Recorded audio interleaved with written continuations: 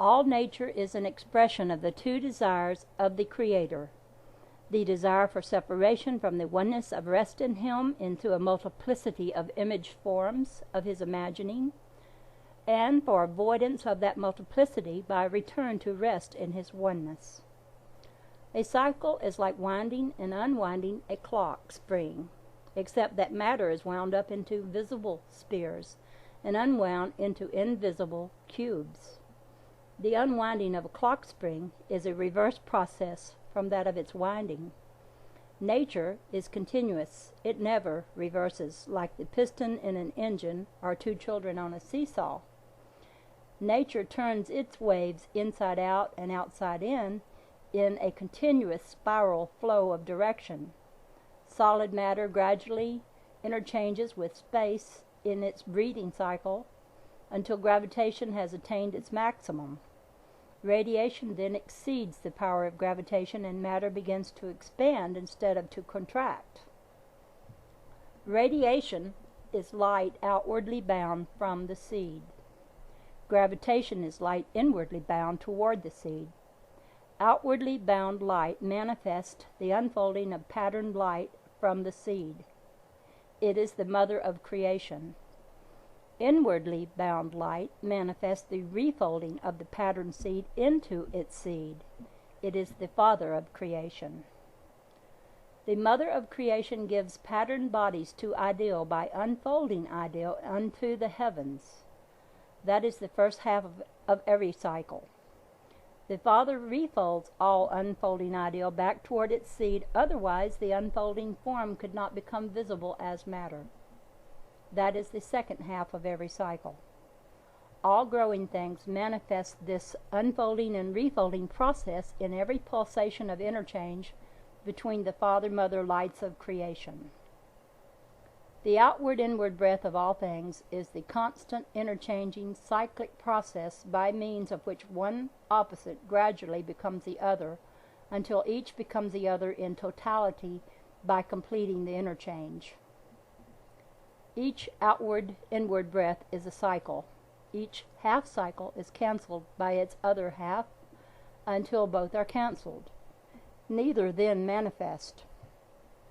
Both disappear into their equilibrium to reappear as the other. Life and death gradually interchange to cancel each other for the purpose of repeating the cycle of life and death.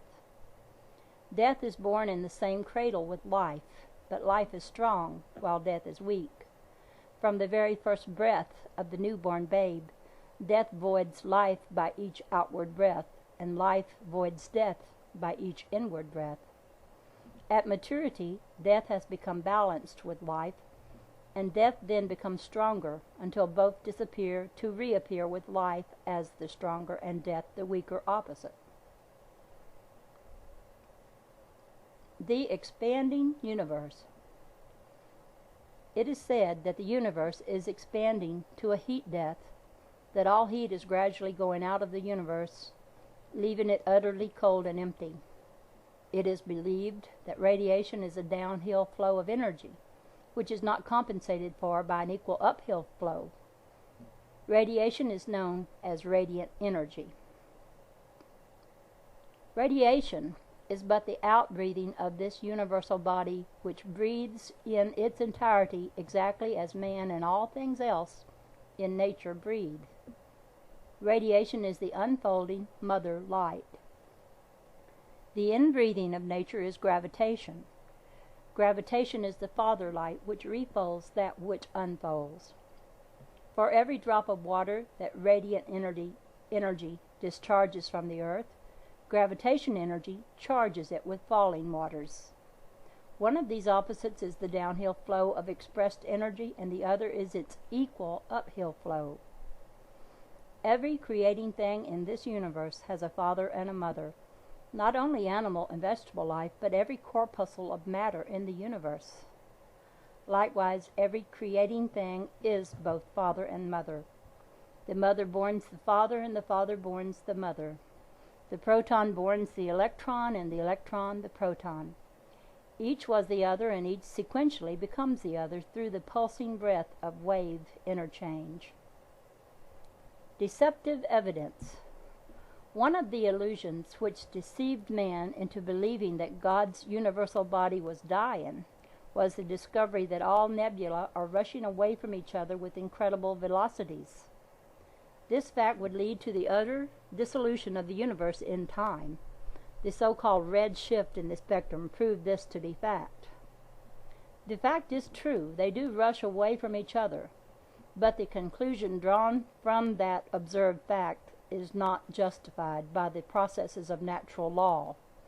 The reason for the universal expansion which is now taking place is that the universe as a whole breathes inward and outward just as all things in nature do.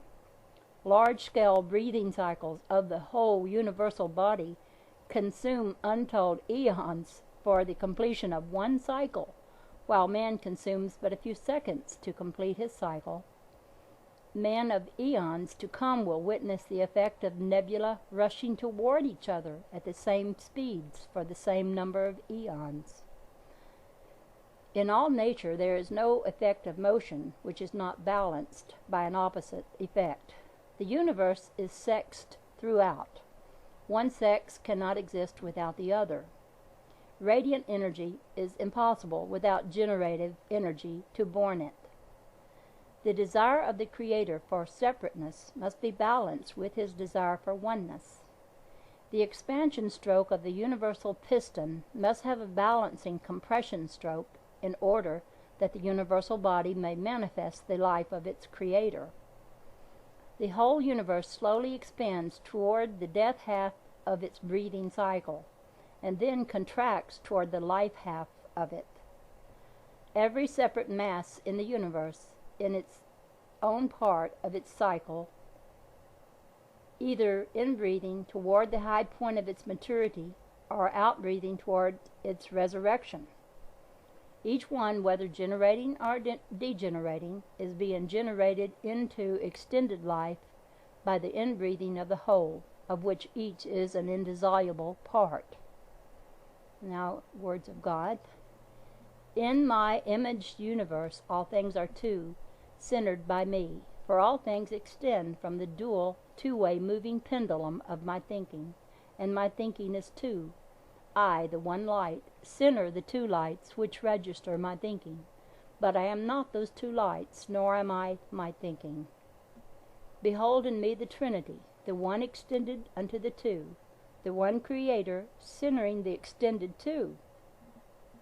In my imaged universe all effect is also two, all thermal measures and the weights of things, the two of matter and of time and direction, the two of color and of the elements, the two of the wave of my thinking and of its expressions. The very one light of me is extended in the two lights of my imagining. Naught is there in all my universe which is not part and counterpart pairs of things, equal and opposite counterpart pairs of creating and repeating things, each seeking to unbalance each, and each forever seeking balance in each. For behold, I am light, but the universe of my imagining is dual light, light divided and multiplied by common root directly and inversely applied to all things which forever move two ways between the two extended lights of their centering one, to express my knowing by my thinking. From the Divine Iliad. Next chapter, weight. Weight is a measure of unbalance. It indicates the intensity of desire of any mass which is out of balance to find balance. Every mass in the universe has its proper potential position. Every mass will find that position if not prevented from doing so by the binding of other masses. Weight should be measured dually as temperature is. It should have an above and a below zero to measure the intensity of desire in masses to rise from the earth as well as to fall toward it.